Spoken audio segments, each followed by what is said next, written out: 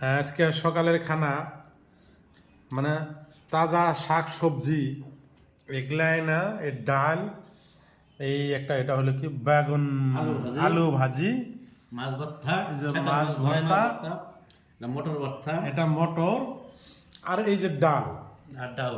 এইগুলো নিয়ে আজকে খাওয়া দাওয়া হবে। তো যা অভিজ্ঞতা হলো দেখলাম যে আজকে দেখতেছি আমরা সবচেয়ে ভালো হয়েছে কি এই ভর্তা সর্তা খাইলে সারাদিন ভালো যায়, শরীরটা ভালো থাকে আর কি। তাই প্রত্যেক দিন মাছ মাংস খায়া শরীরটা একদম থুলথুলা হয়ে গেছে গা।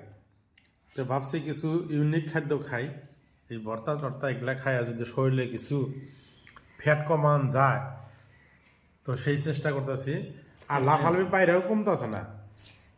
তা দেখতেছি আজকের খাওয়া এই মাছ মাংসের থেকে এগুলা খাওয়া অনেক ভালো, সুস্বাদু, টেস্ট বেশি। এই যে একটু খাই, দারুণ টেস্ট, ভালো লাগছে। খুব মজা। ধন্যবাদ।